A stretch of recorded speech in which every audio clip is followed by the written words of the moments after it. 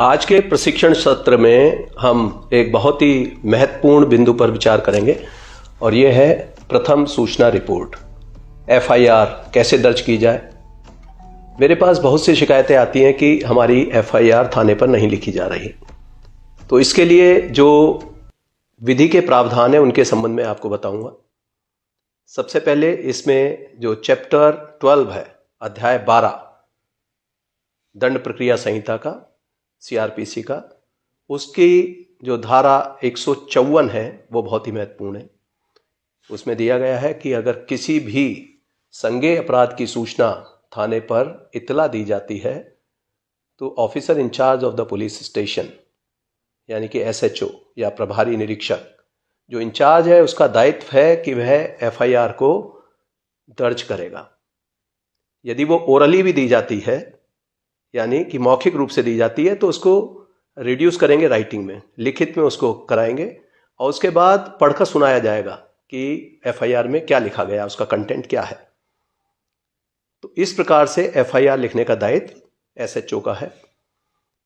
कई बार एफआईआर लिखने में आनाकानी की जाती है, कारण बहुत से हैं। जो मैंने अभी तक इसके कारण देखे हैं उसमें सबसे बड़ा कारण आता है भ्रष्टाचार। बहुत से लोग भ्रष्ट हैं, एफआईआर नहीं लिखना चाहते। बड़ी स्पष्ट डायरेक्शंस दी जाती हैं कि किसी भी अपराध को मिनिमाइज ना किया जाए, किसी भी अपराध को लिखने में कोई कोताही ना की जाए, लेकिन फिर भी कुछ लोग इस प्रकार की कार्रवाई करते हैं।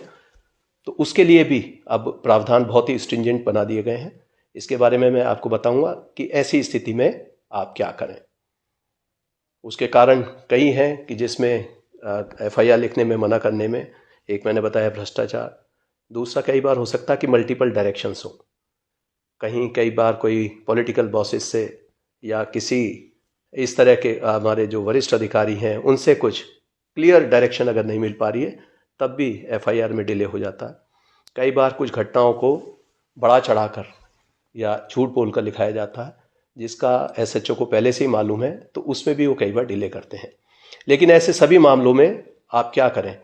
अगर एफआईआर लिखने में थाने पर आनाकानी की जाती है तो उसके लिए प्रावधान है हमारा 154(3) में ही दिया हुआ है, जो सबसेक्शन 3 है उसमें दिया हुआ है कि उसकी इत्तला फिर जो पुलिस अधीक्षक हैं, जो डिस्ट्रिक्ट के एसपी हैं, उनको बाय पोस्ट, रजिस्टर्ड पोस्ट से भेजी जा सकती है।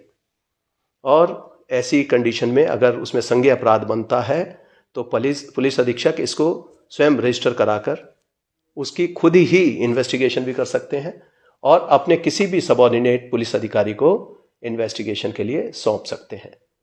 तो ये प्रावधान 154 सीआरपीसी में दिए गए हैं। अब इसमें कोई भी अगर इंफॉर्मेशन मिलती है एफआईआर के लिए तब उसमें क्या क्या होना चाहिए और उसमें आपको कॉपी किस प्रकार से दी जाएगी, मैं इसके बारे में बताऊंगा। यदि आपने एफआईआर लिखाई है तो इन्फॉर्मेंट को उसकी निशुल्क एक कॉपी तत्काल उपलब्ध करा दी जाती है। साथ ही जो एफआईआर लिखी गई है उसकी जीडी में भी एक एंट्री दर्ज की जाती है और इस पर सभी पर टाइम भी लिखा जाता है कि घटना का समय क्या है, घटना रिपोर्ट कब की गई है। तो इसमें कोशिश करनी चाहिए कि एफआईआर में सही तथ्य लिखे जाएं, उसका विस्तार पूर्वक लिखा जाए। कई बार कुछ चीज़ें छूट जाती हैं, जैसे कोई ओमिशन हो गया, आप जो है संकट के समय में है, आप पूरी तरह से नहीं देख पाए, तो एफआईआर में सभी फैक्ट्स का आना ये भी कोई ज़रूरी नहीं है। कुछ फैक्ट्स बाद में इन्वेस्टिगेशन के दौरान भी आ सकते हैं या बाद में अन्य गवाहों के बयान में भी आ सकते हैं। लेकिन एफआईआर लिखना बेहद आवश्यक है क्योंकि उसी के बाद हमारा जो क्रिमिनल जस्टिस सिस्टम है वो पूरा मूवमेंट में आ जाता है। तो एफआईआर अगर आपकी पुलिस के द्वारा फिर एसपी को भी अप्रोच किया तब भी नहीं लिखी जाती तो फिर इसका एक ऑप्शन और है जो धारा 156 है, उसमें 156(3) के तहत जो वहाँ के जुरिस्डिक्शनल जो मैजिस्ट्रेट हैं, जो जुडिशियल मैजिस्ट्रेट हैं, वो इस पर इन्वेस्टिगेट करने के लिए आदेशित कर सकते हैं। और इन्वेस्टिगेट करने का अर्थ है कि एफआईआर को पंजीकृत किया जाना। वर्ष 2018 में सीआरपीसी में संशोधन किए गए, काफ़ी महत्वपूर्ण है ये संशोधन भी। और इसमें एफआईआर के संबंध में एक निर्देश है कि यदि कोई महिला जो विक्टिम है वो दिव्यांग है, मेंटली या फिजिकली वो डिसेबल्ड है, चाहे टेम्परेरीली या परमानेंटली, तो ऐसी महिला के साथ यदि कोई अपराध घटित हुआ है, जैसे एसिड अटैक का अपराध हो गया 326 ए 326 बी, उसी की तरह फिर ये बलात्संग का है, या outraging modesty of A women 354 के केसेस हैं, या रेप के केसेस हैं जिसमें 376 और उसकी अन्य धाराएं जिसमें गैंग रेप भी है, और जो महिलाओं के साथ उनकी एज के अनुसार उसको कैटेगराइज भी कर दिया है। इस तरह के अपराध अगर घटित होते हैं तो उसकी एफआईआर तत्काल लिखनी चाहिए। और यदि वो चाहते हैं कि उनके जो प्लेस ऑफ कन्वीनियंस, जिस स्थान पर वो महिला है, वहाँ जाकर जो पुलिस स्टेशन इंचार्ज है उनको एफआईआर दर्ज करनी होगी और उसकी कॉपी एक निःशुल्क वहीं पर देनी होगी और तत्काल उसका इन्वेस्टिगेशन शुरू करना होगा। इसी तरीके से मेडिकल कराया जाना, ऐसे विक्टिम्स का मेडिकल भी तत्काल 24 घंटे के अंदर अवश्य हो जाना चाहिए, जितनी जल्दी कर सकते हैं उसका मेडिकल का कराया जाना। इसी प्रकार से 164 के बयान जो मजिस्ट्रेट के समक्ष होते हैं, कलमबंद बयान जिनको कहते हैं, तो वो भी विक्टिम का अति शीघ्र करा देना चाहिए। यदि इसमें लापरवाही की जाती है तो ऐसे मामलों में यहाँ तक प्रावधान कर दिए गए हैं कि आईपीसी की जो हमारे धारा 166 ए है, जिसमें पब्लिक सर्वेंट अगर कोई कोताही करता है एफआईआर लिखने में इन अपराधों के संबंध में, जो महिला संबंधी अपराध हैं, जैसा कि मैंने बताया 354 ए बी और साथ ही 376 का डी, इस प्रकार के जितने भी अपराध हैं उन सब में अगर थानाध्यक्ष एफआईआर पंजीकृत समय से नहीं करते तो उनके खिलाफ भी एफआईआर हो सकती है और उसमें सजा का प्रावधान है 2 वर्ष की, इसमें मैक्सिमम सजा हो सकती है और इसमें 6 माह से कम की सजा नहीं होती। तो इस प्रकार के सख्त प्रावधान उसमें कर दिए गए हैं और ऐसे बहुत सारे मामले हैं जिसमें एफआईआर ना लिखने पर इनके सभी ऐसे थानाध्यक्ष जो इसके दोषी पाए जाते हैं उनके खिलाफ एफआईआर पंजीकरण के भी आदेश वरिष्ठ अधिकारियों द्वारा दिए जाते हैं। अब मैं कुछ और महत्वपूर्ण जो ऐसे जो प्रैक्टिकल फैक्ट्स हैं उनके बारे में बताना चाहूँगा। कुछ लोग एफआईआर के एक इंसिडेंट की कई एफआईआर लिखाना चाहते हैं। इंसिडेंट एक हुआ है, उसको तरह तरह से पेश किया गया, तो ऐसी एक इंसिडेंट की एक ही एफआईआर होती है, उसकी कई एफआईआर नहीं हो सकती।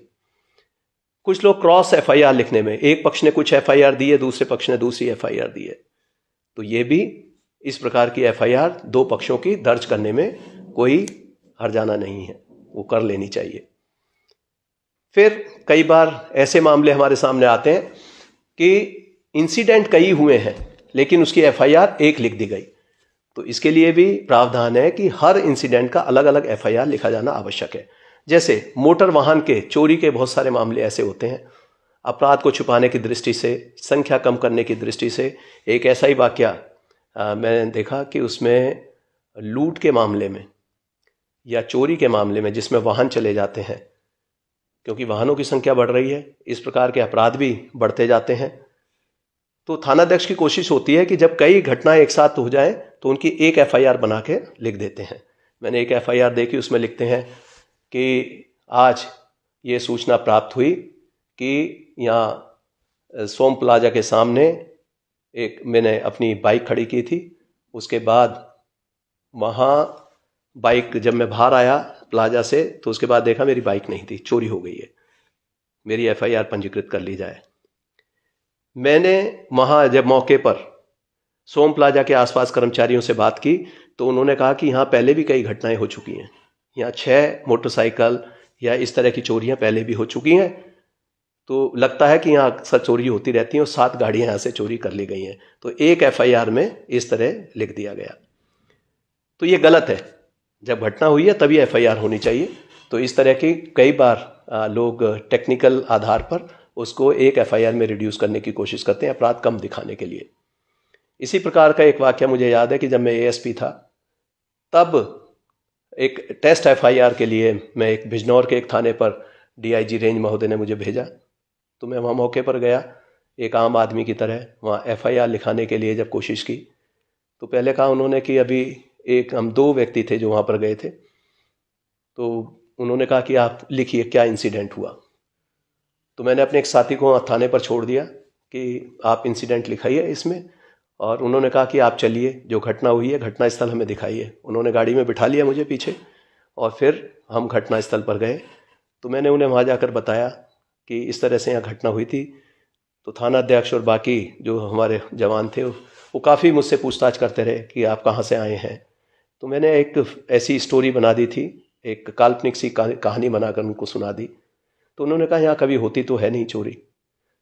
फिर मैंने अपनी आइडेंटिटी उनको डिस्क्लोज़ कर दी। मैंने बताया कि मैं एएसपी हूँ, टेस्ट एफआईआर के लिए आया हूँ। उन दिनों मोबाइल फ़ोन का प्रचलन नहीं था। तो मैंने कहा कि कुछ देर वहीं पर बैठिए। उनको बैठने के बाद करीब आधा घंटे मैंने वहाँ घटना स्थल पर बिताया, और उसके बाद जब हम वापस थाने पर गए तो तब तक जो मेरा साथी था उन्होंने अपनी एक एफआईआर दे दी थी, और चिक आधी काटी जा चुकी थी। मैंने फिर वहाँ जाकर मुंशी को, हेड मॉरियर को बताया, और थाना अध्यक्ष साथ में ही थे। उन्होंने बता दिया कि ये टेस्ट एफआईआर थी। तो वहीं से मैंने कैंसिल कर दिया कि ये टेस्ट एफआईआर है, उसको कट किया। फिर मैंने अपने साथी से पूछा कि क्या क्या आपको देखने में मिला, क्या कमियां मिली एफआईआर लिखने में। तो उसने बताया कि मैंने कहा था कि हमें इस तरह से हम पैसे लेकर आ रहे थे, अपनी बहन के रिश्ते के लिए यहाँ पर आए थे। कुछ पैसे हमने अपनी शर्ट में और कुछ बैग में रखे हुए थे। तो 5 लोग आए, उन्होंने हमारे पैसे छीन लिए और तमंचा दिखाकर भाग गए। तो मैंने कहा कि एफआईआर में तो ये लिखा गया। उन्होंने कहा नहीं, बस ये कटवा कर उन्होंने कह दिया कि ऐसा कीजिए कि भाई साहब आपके पैसे तो पूरे ही बरामद होंगे, लेकिन आप 3 आदमी लिखवा दीजिए इसमें कि 3 आदमी आए। तो इस तरीके से कई बार घटनाओं को छोटा कर उनको कुछ धाराएं बदलकर परिवर्तन कराने की कोशिश करते हैं। तो ये कदापि नहीं करना चाहिए। जैसी घटना हुई है, जैसा रिपोर्ट किया गया, उसकी एफआईआर उसी तरह पंजीकृत कर लेनी चाहिए, और जब विवेचना होती है तो विवेचना में अन्य बिंदुओं को शामिल किया जा सकता है। अब कई बार मेरे पास शिकायतें आती हैं कि थाने पर एफआईआर नहीं हो रही है, क्या किया जाए। अब हमारी उत्तर प्रदेश पुलिस बहुत सारे डिजिटल प्लेटफॉर्म पर है, ट्विटर, फेसबुक, इंस्टाग्राम, तमाम जितने भी हमारे डिजिटल प्लेटफॉर्म है। साथ ही यूपी पुलिस की जो वेबसाइट है uppolice.gov.in, इसमें भी सिटीजन पोर्टल दिया हुआ है। अब बहुत सारे मामले ऐसे हैं जिसमें eFIR कराई जा सकती है, जो नामजद एफआईआर नहीं है। साइबर क्राइम के रिपोर्ट करने के लिए भी साइबर थाने बना दिए गए हैं। अन्य अपराध जो भी आईपीसी के पूर्व से पंजीकृत होते रहे हैं, तो इन सभी अपराधों में अगर अपराध लिखने में आनाकानी करते हैं तो आप उसकी सूचना वरिष्ठ अधिकारियों को जरूर दें। हमारे CUG नंबर उपलब्ध हैं, जैसे मेरा नंबर है 9454400139 945440 तो इस पर जो सूचनाएं आ जाती हैं हम रिकॉर्ड करते हैं और थानाध्यक्ष को या हेड मॉरियर को यहीं से निर्देश देते हैं। यही बात हमने अपने सभी वरिष्ठ अधिकारियों को बताई हुई है, जिसमें CO से लेकर SPs, एडिशनल SP, SSP और IG रेंज, ये सभी इस बात के लिए तत्पर रहते हैं कि यदि कोई घटना हुई है उसकी FIR पंजीकृत हो और उसकी सही कार्रवाई की जाए। FIR में लिखने में कई बार हमारे जो ऐसे कुछ लोग हैं जो इसका संज्ञेय अपराध का और असंज्ञेय अपराध का अर्थ नहीं समझते। संज्ञेय अपराध की FIR लिखी जाती है। कुछ अपराध ऐसे होते हैं जो कॉग्निजेबल है। कॉग्निजेबल का अर्थ है कि जिन केसेस में बिना मजिस्ट्रेट की आज्ञा के पुलिस अधिकारी उसको दर्ज कर सकता है, उसमें इन्वेस्टिगेशन कर सकता है, उसमें बिना किसी वारंट के गिरफ्तारी कर सकता है। ये कॉग्निजेबल केसेस हैं, संज्ञेय अपराध जिन्हें कहते हैं। तो इनकी FIR लिखी जाती है। अगर FIR में जो आपकी एप्लीकेशन है उसमें ये कंटेंट बनता है कि वो संज्ञेय अपराध है, तब उसकी FIR लिखी जाएगी। कई छोटे छोटे ऐसे अपराध हैं जो असंज्ञेय अपराध हैं, जैसे 323 IPC का है, या अन्य ऐसे छोटे अपराध जिनमें सजाएं कम हैं। तो ऐसे मामलों में वो नॉन कॉग की श्रेणी में आ जाते हैं। नॉन कॉग्निजेबल ऑफेंसेस को हम उनको कहते हैं। और नॉन कॉग केस में पुलिस को इन्वेस्टिगेट करने की या किसी अपराधी को अरेस्ट करने की पावर नहीं है। यदि उसमें इन्वेस्टिगेशन किया जाना आवश्यक समझते हैं तो उसके लिए उन्हें सक्षम मजिस्ट्रेट से अनुमति प्राप्त करनी होती है, और जब एक बार अनुमति मिल जाती है तो उसके बाद वो इन्वेस्टिगेशन कर सकते हैं। कई केस ऐसे होते हैं कि जिनसे कुछ धाराएं नॉन कॉग्निजेबल हैं लेकिन कुछ धाराएं कॉग्निजेबल हैं, तो उसकी एफआईआर पंजीकृत होनी चाहिए, फिर उसको हम कॉग्निजेबल केस के रूप में ट्रीट करते हैं। अब मैं एक साधारण सी बात और बता दूं कि जिसमें अगर आपको शिकायत करनी है, एफआईआर लिखने से आप पीड़ित हैं, आहत हैं, उसकी सूचना आप जो मैंने पहले बताया फ़ोन के द्वारा दे सकते हैं। दूसरा, मैं चाहूँगा कि आप अगर थाने पर आपको सही तरीके से ट्रीटमेंट नहीं होता, आप अगर महिला हैं, कोई आप जो है बच्चे हैं, तो आप जाइए, हमारे जो महिला हेल्प डेस्क हैं प्रत्येक थाने पर राउंड द क्लॉक काम करता है 24/7।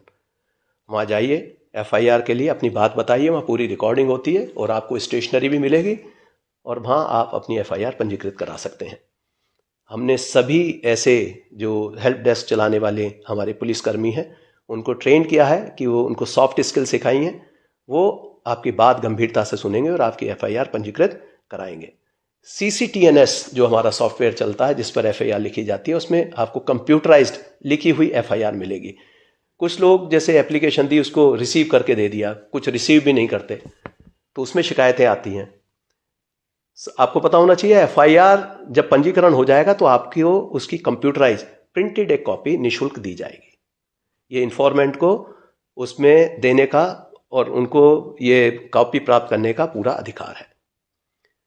तो इस प्रकार से आप एफआईआर इंश्योर कराइए कि आपकी कॉग्निजेबल मामले में एफआईआर हो गई है। अगर नहीं करते तब क्या करें?